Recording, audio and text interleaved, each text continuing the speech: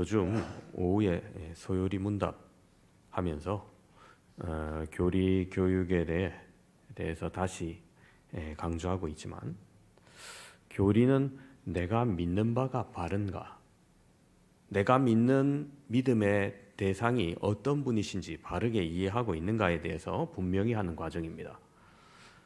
우리는 세례를 받을 때 다 누구나 고백합니다. 성삼위일체 하나님을 믿는지 확인을 합니다. 당회에서 성부 하나님, 성자 하나님, 성령 하나님을 우리가 그 일체 되신 하나님을 믿는데, 오늘 말씀은 특별히 우리가 믿는 성부 하나님은 어떤 분이신지 함께 살펴보면서 은혜 받는 귀한 시간 되시기를 바랍니다.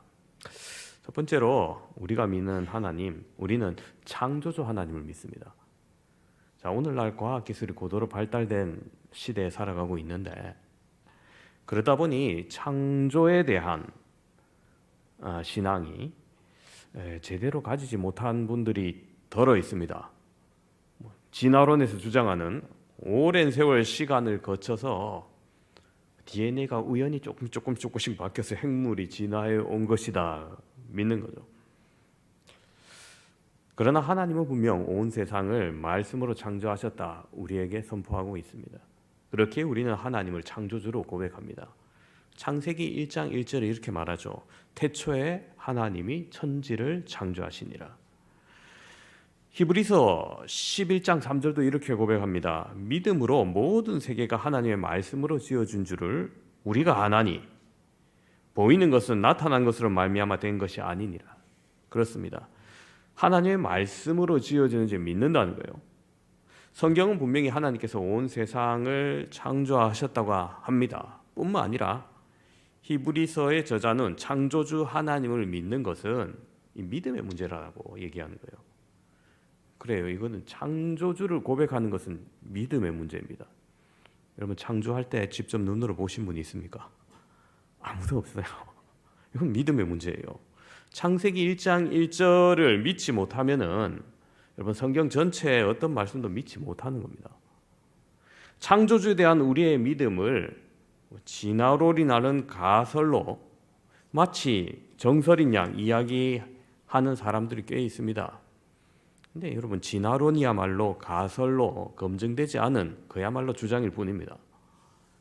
여기에 믿는 신자들이 흔들리는 분이 꽤 있어요. 초신자분들은 그러려니 하는데, 진화론이 옳다고 생각하시는 안수 집사님도 내가 본 적이 있어요. 안수 집사님인데 어떤 분은 신이 있긴 있는 것 같은데 모든 우주를 창조했다고 생각하지 않는 분도 있습니다. 우리는 이럴 경우 신은 인정하지만 창조를 인정하지 않는 사람이다 이렇게 생각을 할 수 있는 거죠. 그러나 여러분, 우리는 무엇을 믿는다고 할 때 여러분 뭘 믿는다고 얘기합니까? 우리 늘 고백하는 사도신경에서 천지를 창조하신 하나님을 믿는다 이렇게 고백하죠. 우리가 믿는 하나님은 창조주 하나님이시라는 겁니다.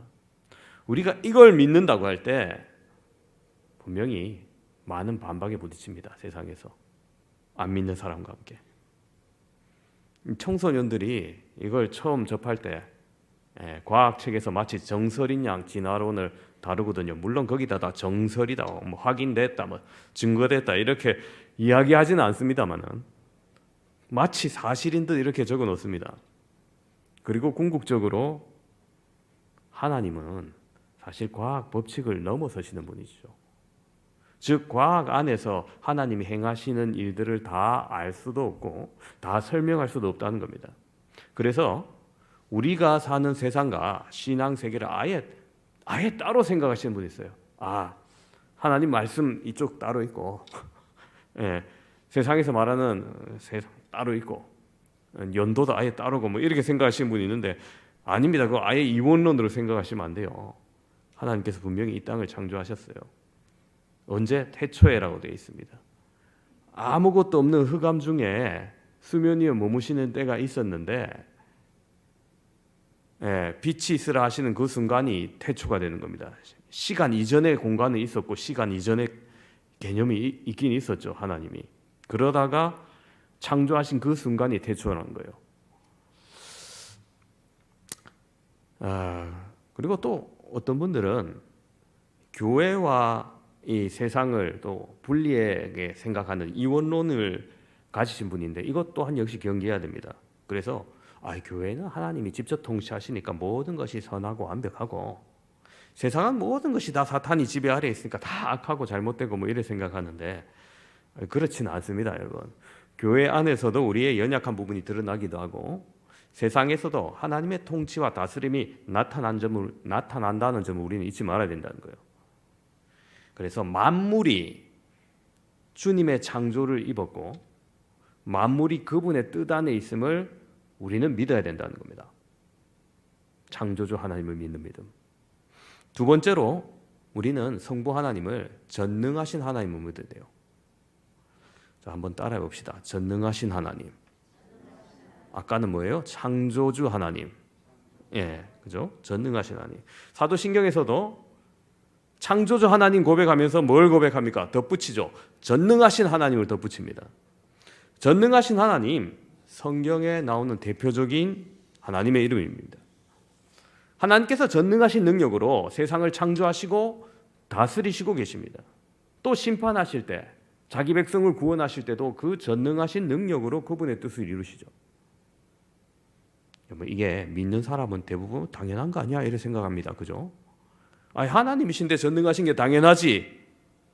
하지만 간혹 아닌 분들도 봅니다. 예를 들어서 이 세계에 신이 있다는 것도 믿고 자연 법칙의 오묘함을 보면서 신이란 존재가 이 세계를 창조한 것도 인정하면서도 모든 걸 다스리고 섭리하고 조정하는 전능하신 신에 대해서는 하나님에 대해서는 의심하거나 믿지 않는 사람도 있다는 거예요. 즉 창조 후에 내버려 두고 스스로 돌아가도록 되어 있는 세상으로 생각한다는 거나 아무리 신이라도 뭔가 불가능한 게 있을 거야. 그 전능에 제한을 두는 경우입니다. 자, 여러분은 전능하신 하나님을 믿으십니까? 감사합니다. 시편 121편의 저자 다윗은 이렇게 고백하죠. 내가 산을 향하여 눈을 들리라. 나의 도움이 어디서 올까? 나의 도움은 천지를 지으신 여호와에게서로다. 그렇습니다. 자신과 이스라엘 백성들의 진정한 도움은 천지를 창조하신 하나님께 있도다라는 고백입니다. 하나님이 창조하실 뿐만 아니라 그분의 전능하신 능력으로 지금도 우리를 도우신다는 고백이죠. 여러분, 그래서 하나님의 전능하심은 과학 법칙 안에서 지켜지기도 하고요. 때로는 그것을 초월해서 우리에게 나타나기도 하는 겁니다.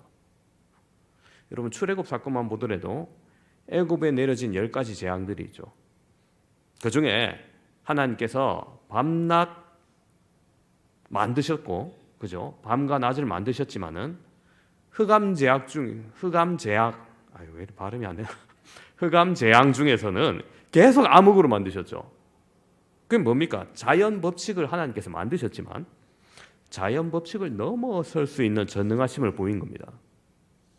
그런데 왜 그렇게 자연 법칙을 넘어서서 행하셨습니까? 자기 백성을 구원하기 위해서이죠. 여러분, 그렇습니다. 하나님께서 하시고자 하시면 능히 하십니다. 못 하실 것이 없습니다. 그럼에도 사람들 의심을 하죠. 이스라엘 백성들도 이 계속된 10가지 재앙을 보고도 의심하죠. 애굽에서 10가지 재앙을 보았고 나와서 홍해가 갈라지는 거 보았습니다. 광야에서 아무것도 먹을 것이 없음에도 불구하고 하늘에서 만나가 내리고 메추라기가 내려서 먹이시는 하나님을 보았습니다. 그런데 굉장히 믿음이 충만할 것 같은데 의심하잖아요. 안식일 전까지 내리고 안식일 날 내리지 않을 거라 했는데 또 말 안 듣고 그죠? 안식일 날도 내리겠지 했는데 안 내려 쫄쫄 굶고 아이고 안식일 날 안 내렸으니까 다음에 또 안 내리면 안 되겠다면서 하루 먹을 것만 거두라 했는데 꼭 이틀 거둘 거 해서 그 다음에 막 썩어 나고 막 냄새가 나고 벌레가 나고 왜 그래 말을 안 듣습니까? 의심 걱정 자기 안에서 바라보기 때문이에요. 저도 왜 그럴까 의문이 들다가 좀 깨달은 바가 있어요. 저도 지난달에 그 교육자 워크숍 제천에 갔습니다. 우리 전도대도 제천 야유회 갔다 오셨죠? 거기 가니까 제가 예전에도 먹었던 식당에 가서 먹었는데 정말 맛있더라고요. 특히 그 게튀김 무한으로 나오는 거 그게 엄청 갖다 먹었습니다. 뭐 전도사님이랑 이 목사님이 막 갔다 와가지고 뭐 이거 맛있네 또 갖고 왔다면서 또 먹고 이랬는데 아니 너무 많이 먹으니까 배가 너무 부르더라고요. 그래서 호수 한 바퀴 돌고 그래도 뭐 이대로 들어가면 되겠나 해서 카페를 갔습니다. 그래서 전도사님한테 뭐 먹고 싶은 거 마음껏 골라라. 뭐 밥배 따로 빵배 따로겠지. 그거 골라라 했던데 나는 한 사람당 한 개씩 정도 아니면 뭐 두 사람당 한 개씩 정도 고를 거라고 이래 생각했는데 엄청 많이 수북히 싸우는 거예요. 이거 다 먹을 수 있나니까 예, 다 먹을 수 있습니다 이러는 거예요. 그래 뭐 먹으면 싸가면 되지. 결제해라. 이거 카드 줬습니다. 근데 이 양반이 잘라오는데 다 자른 거예요. 아니 그거 좀 포장을 해서 놔뒀다가 뭐 먹을 거면 가져가지 다 잘라놨더니 잘라나니까 수북하게 보이더라고요. 야 속으로 야 저거 어떻게 다 먹지 했는데 일었을 때 다 먹었어요. 야 역시 20대고 젊고 뭐 덩치도 크고 하니까 잘 먹는구나. 예. 그러고 좀 돌아가다가 숙소에 들어가기 전에 이제 저녁 시간에 난 배도 부르고 하니까 뭐 밥 다 먹긴 그렇고 숙소에 치킨 시켜갖고 먹을 만큼 먹고 안 먹은 거 놔두면 또 먹을 사람 먹고 그러겠지 하고 그래 생각하고 들어가려고 했는데 우리 집 사람이 아니라는 거예요. 그래도 막내한테 물어봐야 된다는 거예요. 그래서 내가 전도사님한테 물어봤어요. 전도사님 밥 먹을래? 치킨 먹을래? 밥 먹겠습니다 하는 거예요. 그게 한정희 집에 갔어요. 근데 또 가니까 한 조금 부족하게 시키려 했더니 1인 1메뉴 꼭 시키라는 거예요. 그런 식당 있잖아요. 그래서 뭐 1인 1메뉴 다 시켰습니다. 한정식으로. 내가 상다리 수북하게 쌓인 거 보고 저거 어떻게 다 먹지 했는데 또 다 먹었어요. 이야 대단하다. 대단하다. 그리고 다음 날 아침에 일어나가지고 저희 집 사람이랑 저기 호텔 밑에 내려가지고 그 베이커리가 있길래 좀 빵을 좀 많이 사왔습니다. 아침하고 뭐 커피하고 뭐 먹으려고. 그리고 내가 좀 어제 실수가 있으니까 이거 좀 다 뜯지 마라 얘기해야지 했는데 깜빡 잊고 얘기를 안 했어요. 또 다 잘라놨더라고요. 아유 저거 다 먹나 했는데 또 다 먹었어요. 그러면서 내가 그때 깨달은 게 있어요. 이들의 소화 능력은 큰데 내가 자꾸 내 기준에서 의심을 했구나. 그러면서 이스라엘 백성들이 확 이해가 되더라고요. 그죠? 그렇습니다. 사람이 자꾸 자기 기준으로 생각하는 거예요. 하나님의 능력이 무한한데 자기들이 겪은 범주 안에서 하나님을 이해하려고 하니까 의심이 계속되는 겁니다. 겪어놓고 또 의심되고 겪어놓고 또 의심되고. 그렇습니다. 저도 우리 부교육자의 소화 능력을 의심한 게 아닌데 자꾸 제 기준으로 생각해가지고 의심을 계속 반복하고 있더라고요. 그래서 큰 깨달음을 얻었던 적이 있습니다. 여러분 그렇습니다. 하나님은 전지전능하십니다. 그 능력으로 자기 백성을 구원하시기도 하시고 그 능력으로 징계하시기도 하시는 거죠. 땅을 흔드시기도 하시고 하늘의 비를 아예 잠그시기도 하시고 다른 나라의 제국으로 움직이기도 하시고 그 제국 가운데 도저히 풀려날 품 없을 것 같은데 하나님께서 또 지도자를 통해서 해방시키기도 하시는 그런 전능하신 하나님이시라는 거예요. 자기 백성이 언약을 지키며 말씀에 순종할 때 인애와 복을 내려주시고 언약을 지키지 아니하고 말씀에 순종하지 아니하고 우상 숭배로 배반할 때는 진멸하시기도 하는 전능하신 하나님이라는 거예요. 우리는 그 전능하신 하나님 아버지 앞에서 우리의 분명한 믿음의 고백이 있어야 됩니다. 그리고 그 믿음을 바탕으로 기도해야 되는 거예요. 여러분 어떤 어려운 순간에도 고난에도 전능하신 하나님이 계시기에 그분을 의지하고 기도하시는 저와 여러분 되시기 바랍니다. 그분이 움직일 때는 못하신 분이 없는 것임을 여러분 그렇게 믿고 간구하시기를 바랍니다. 세 번째로 나는 아버지 되신 하나님을 믿습니다. 그렇습니다. 자 따라해 봅시다. 아버지 되신 하나님. 네, 그렇습니다. 사도행전에서 창조주이시고 전능하신 하나님을 아버지 하나님이라 부릅니다. 이것은 사도신경에서 이것은 우리와의 관계성을 말하죠. 예. 세상에서 하나님을 다 이해하는 자 없고 하나님이 우리에게 다 깨우치게 하시지는 않습니다. 결론부터 말하면 불가능합니다. 우리에게 보여주신 계시, 이 성경을 통해서 우리가 하나님을 어느 정도 어렴풋이 알지만 그분의 온전하심과 위대하심, 광대하심을 우리가 가히 짐작할 수는 없어요. 그럼에도 불구하고 우리에게 하나님과의 관계를 잘 이해하도록 주신 말씀이 바로 아버지와 아들의 관계라는 거예요. 여러분, 사람은 누구나 어떤 아버지의 자녀로 태어납니다. 그죠? 또 자라서 누군가의 어버이가 됩니다. 그래서 우리는 부모와 자식 간의 관계를 통해서 하나님께서 우리에게 어떤 분이신지 조금 알 수 있는 겁니다. 바로 아버지와 아들, 자녀 관계라는 거죠. 요즘 아동학대에 대한 뉴스가 심심치 않게 들려오는 시대라지만 기본적으로 아버지라면 아들을 사랑합니다. 그죠? 그 사랑은 어떤 대가를 바라보고 하는 사랑이 아닙니다. 무조건적인 사랑이죠. 두 번째, 아버지는 그 아들의 필요를 채워줍니다. 양육의 책임을 지는 거죠.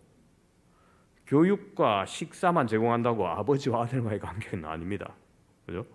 자식의 허물을 때로는 덮고 꿈을 키워주고 바르게 발전하도록 돕습니다. 세 번째로 아버지는 자식의 위기 상황에 생명을 걸고 보호합니다. 마지막으로 아버지는 자녀에게 상속을 합니다. 예. 유형의 것이든 무형의 것이든 자녀에게 물려주는 거죠. 우리가 아는 바른 아버지 상은 이런 겁니다. 그런 아버지와 자녀 간의 관계는 하루아침에 이루어지진 않죠. 첫 번째는 혈연 관계가 있어야 됩니다. 아버지의 핏줄이 아닌 자가 친자식이라 주장한다고 그 주장이 그냥 받아들여지지 않습니다. 그죠? 예, 막 유전자 검사를 해서 진짜 내 아들이었네 인정돼야 아들로 되는 거죠. 또 법적으로도 인정받아야 됩니다. 자기 호적에 입적을 시켜야 돼요. 예, 요즘 그 유명한 탤런트가 혼외자를 낳고 내 아들은 맞는데 호적에는 넣지 않고 지원하겠다 그렇게 하죠. 예, 결혼 안 하겠다는 겁니다. 양육비만 주겠다. 그것도 일정 부분 책임지는 거긴 합니다만 전체적인 책임을 진다고 말할 수는 없겠죠. 예, 호적에 넣어야 완전한 책임을 지는 거죠.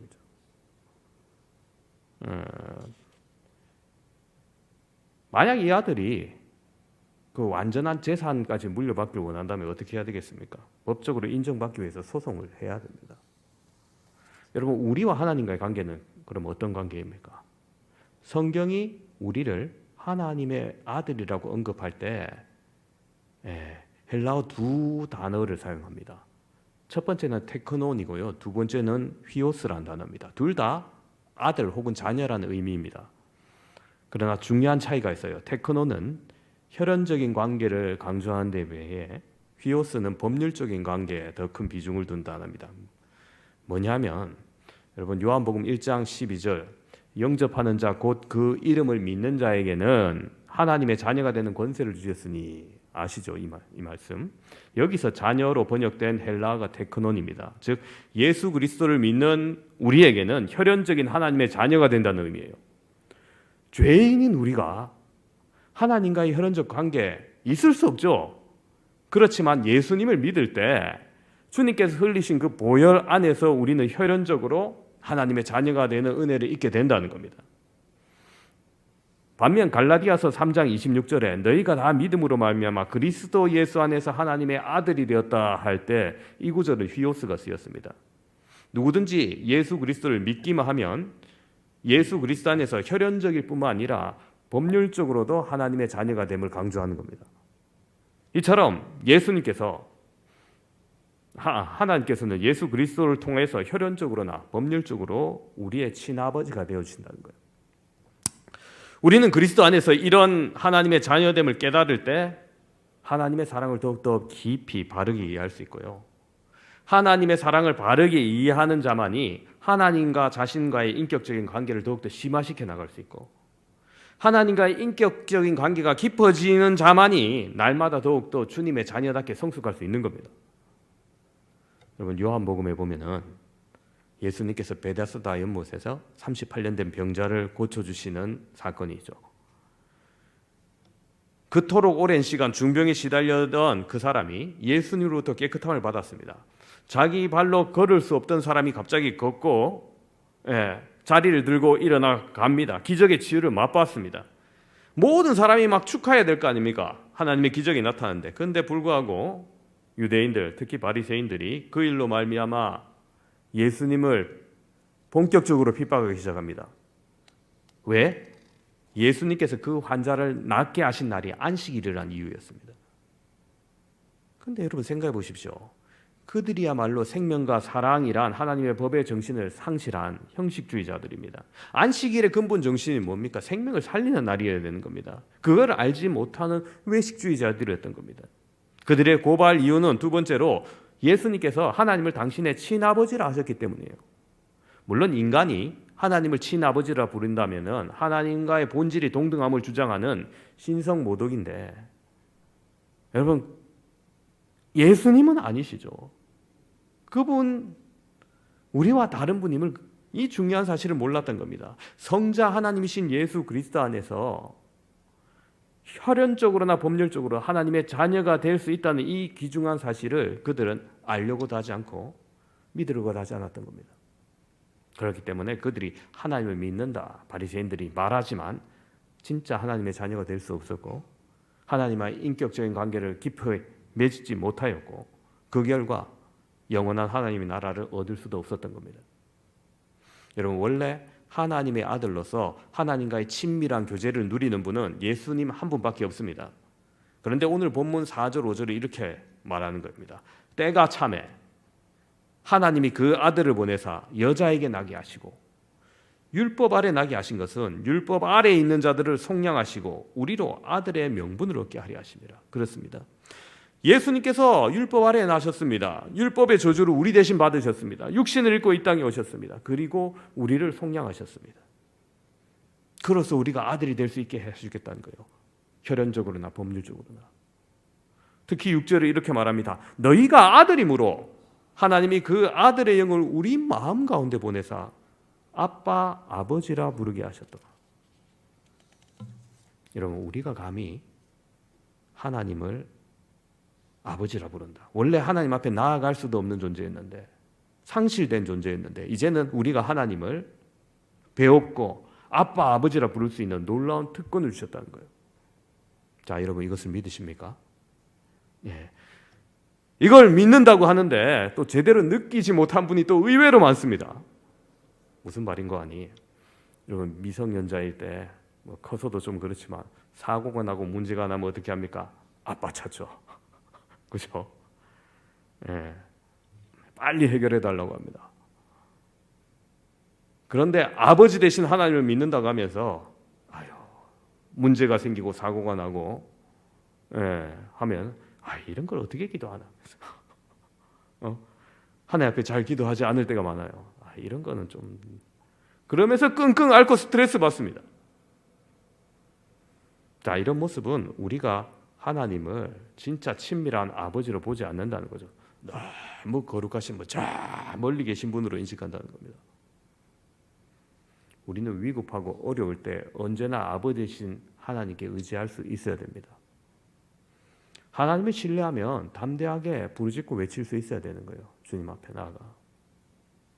우리의 위급하고 어려울 때 언제나 아버지 되신 하나님을 의지할 수 있습니다.